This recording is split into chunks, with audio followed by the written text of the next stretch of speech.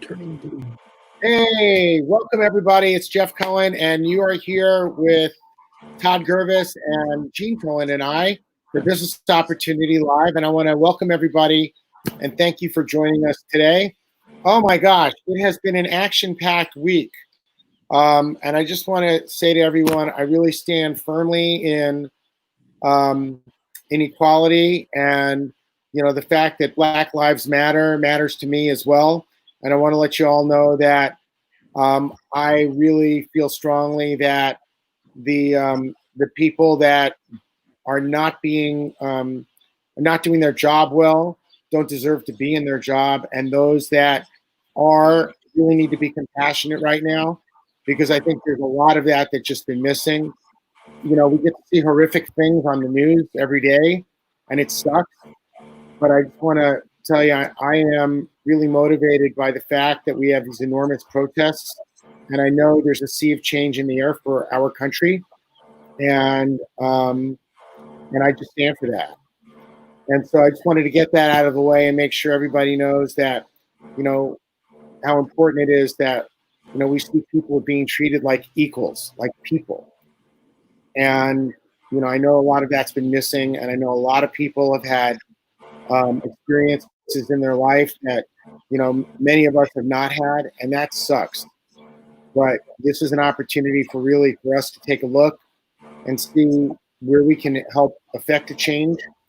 And I really want to commend all of the peaceful protesters out there that are making an enormous difference. Those are the people that are the real heroes. The people that are causing damage and looting businesses, that is just an awful shame, because, we here stand for business owners having successful businesses. And when you've got a retail business that gets broken into and you lose everything, that's a colorblind offense. What's really there around that is there are a lot of African-American people and other nationalities that have been really hurt by that. And I got to tell you, I'm personally very disappointed. And I know those people, like many of them, don't know how they're going to restart their businesses. So I really invite you all to do everything you can to support anybody whose business has been impacted, not just by COVID-19, but now by if they've been impacted by people that have been rioting or looting, because those people don't deserve it. So with that, I want to jump into our commentary today, and I want to chat with Todd for a minute. Hey, Todd, the market's been on a tear today. What's this week, right? What's going on? It's been a tear all week, yeah. Well, a better than expected jobs report showing actually a surge in jobs, and of course that makes sense. Things are opening up, so and you're welcome, Bonnie. Sorry, just wanted to. Things are opening up, so there are now more people. There are now more people employed. We're still over 13% unemployment, so keep that in mind. But yeah, that the PPP Flexibility Act was passed, and there's just a sense on the business side of things that things are slowly getting a little better again. Societal wise, in terms of societal pressures will continue to affect things for a while. This is not a quick resolution, what we are in the middle of. What I am curious to see is what happens with the numbers of coronavirus infections. People are out in the streets protesting because there is more of an opportunity for a resurgence quicker than we expected. And that can affect numbers, and that can affect the rate at which things open up. So we'll be watching the market carefully. But right now, great week in the market. We're 52 days, I believe, now from the bottom. And we are now where the NASDAQ is actually up for the year, about 9%. And the S&P 500 and the Dow have almost completely regained everything they gave away. It is back to flat. So and the international markets are doing well. The FTSE is up. Todd, Yeah. Yes. let me ask you, while the market is going up, a great many companies either cut back or eliminate their dividends during this period. What's Correct. the outlook for the shareholders getting their returns and dividends back again? Well, here's the reality of it. Dividends are based on profit sharing. They're profits that the company makes beyond what they need to reinvest back in the company. The numbers look great in the market, but the reality is that the profitability of companies is way down. So it's going to be a while, I think, before we're going to see dividends go back up. They're not paying no dividends in a lot of cases. They're just paying lower dividends. The people who are most impacted by that, quite frankly, are retirees who own some of, especially the blue chips, that they're counting on those dividends along with their bond income. And let's remember, interest rates are so low that bonds don't have to pay very much either. It affects people on a fixed income the most. And I don't think we're going to see an increase that quickly. That's a good point. So that's helpful. And Todd, so the market's been up, it's recovered. It's actually up for the year now, you said? No. Specifically, the NASDAQ is up for the year. The rest is almost caught back. Okay. So with that, what do you think the impact will be if we have another resurgence of the COVID-19 outbreak? Well, the market's going to, the economy will start in certain sectors to slow and potentially close down again, which affects profitability. And I think we could, I emphasize could, see another dip in the market. The reality is we're going to be living with volatility up and down for a long time now through all of this. And I'm seeing Gene kind of nodding very slightly. What are you thinking, Gene? I was actually thinking that if you make your IRA contribution for 2019, Right. Okay, the IRS gives you till July 15th. So Correct. either put it into your regular IRA or your non-taxable IRA and get it in, because things look good in the market and that deduction can save you money on your tax return. So it's not too late. The IRS has given you to July 15th. The other quick thing in regards to that also is, and I would take it beyond what Gene just said and said, any ability to add to your accounts, whether they are retirement accounts or not, this is probably a good time to be doing that, as long as it's long-term money like your retirement money. But I will add the caution that I always do: speak to your financial planner, speak to your accountant before you run and throw that money in. Make sure that you are getting some advice that this is exactly the time and the way to do it. Gotcha. Well, that's really great. Is there anything else about the market that stood out this week for you, Todd? No, we're closed for the week. It was a good week, and we're looking for the next one. We'll see you on Monday. Okay, awesome. Thank you.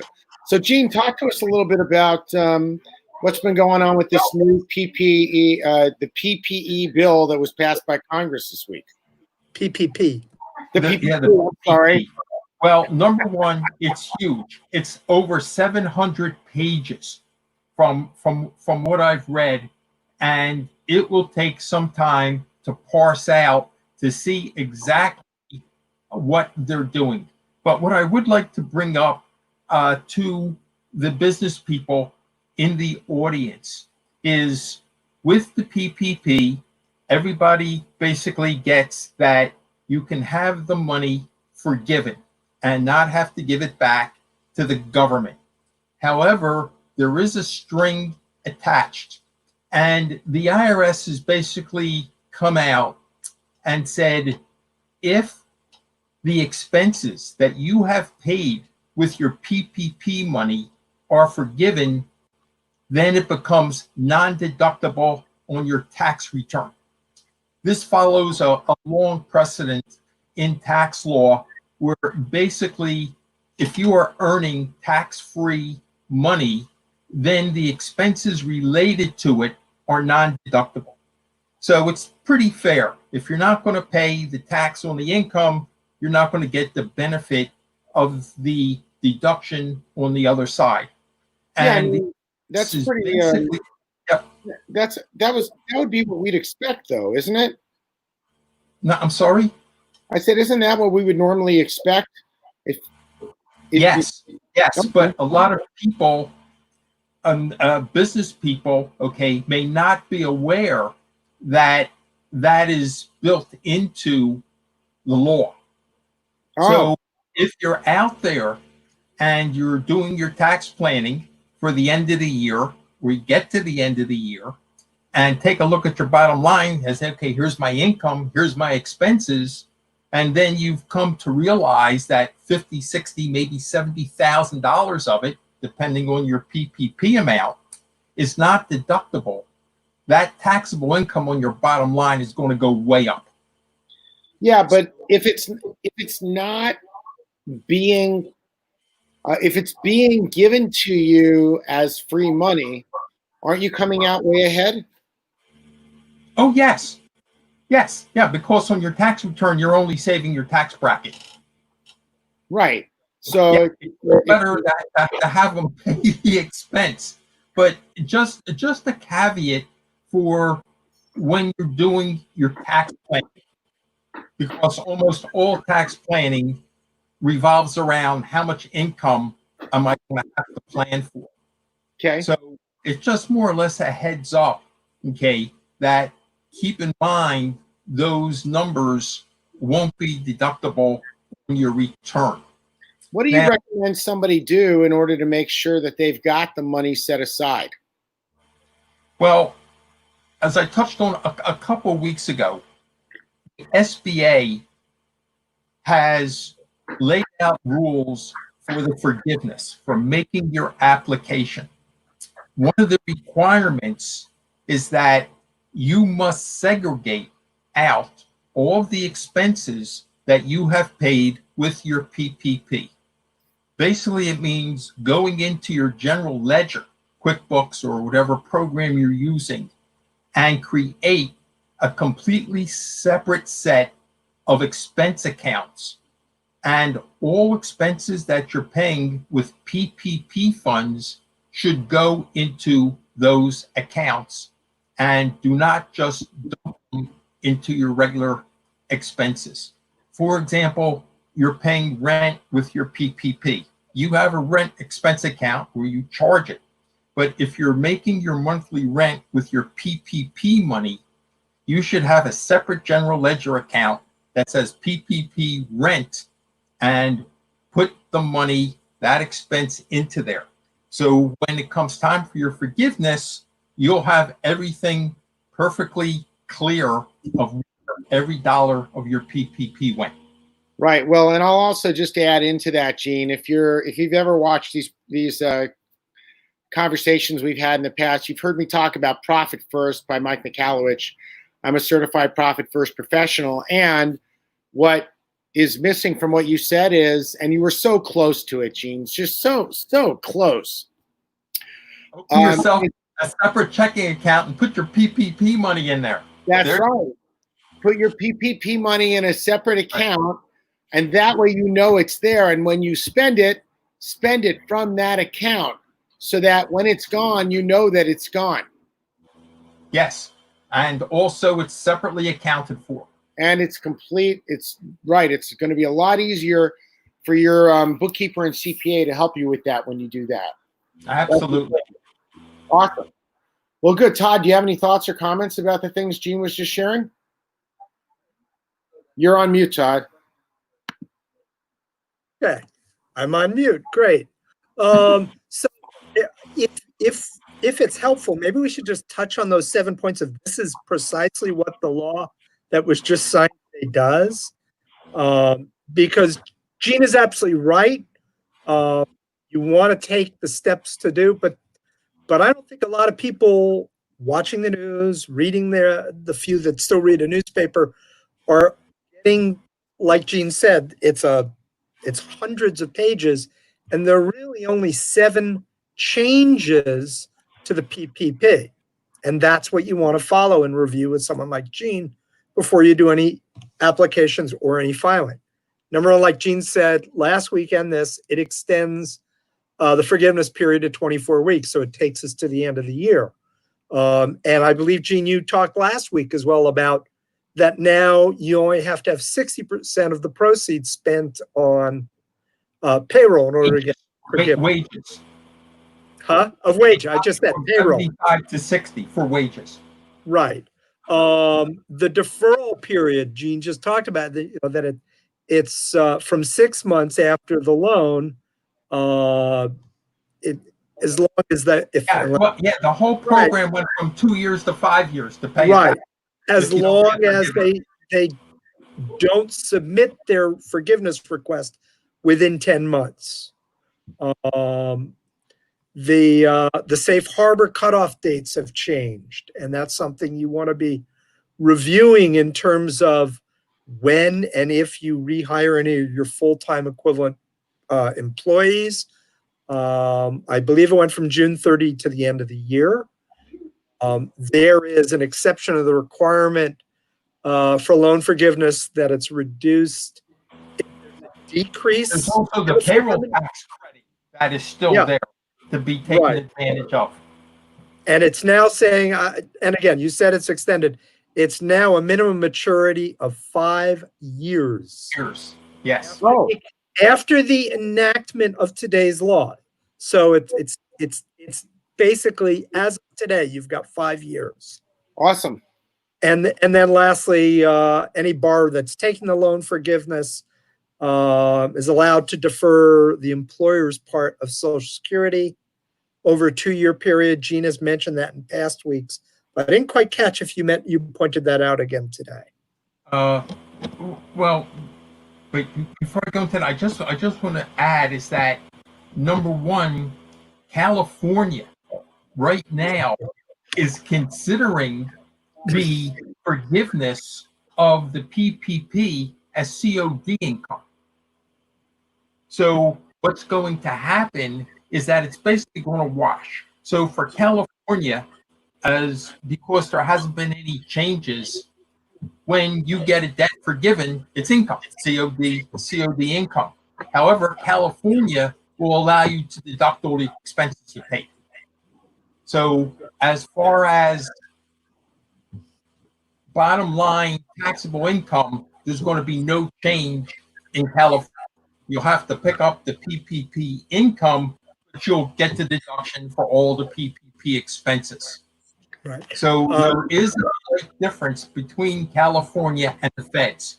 Right. The key I'm going to put in here, especially since Gene, you and I have a tendency to go into acronyms and abbreviations.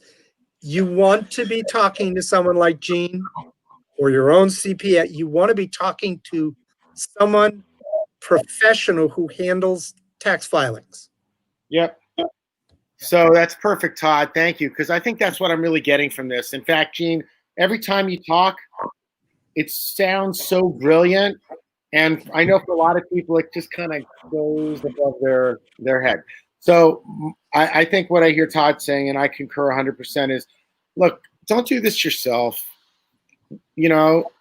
With your CPA, connect with your tax preparer, connect with your bookkeeper, get the professional support and help you need. We're here to make sure you get that there are areas about your business that you want that in. This is one of them for sure. And I just want to say to everybody in closing today, it's great that our economy is turning back around. My heart is out there with everybody this weekend. I hope all of the protests are peaceful.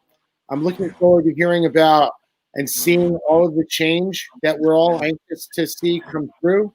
And I wish you all a safe and healthy and happy weekend. For Todd, for Gene, for myself, have an amazing weekend, and we'll see you next Friday. Take care, everyone. Take care.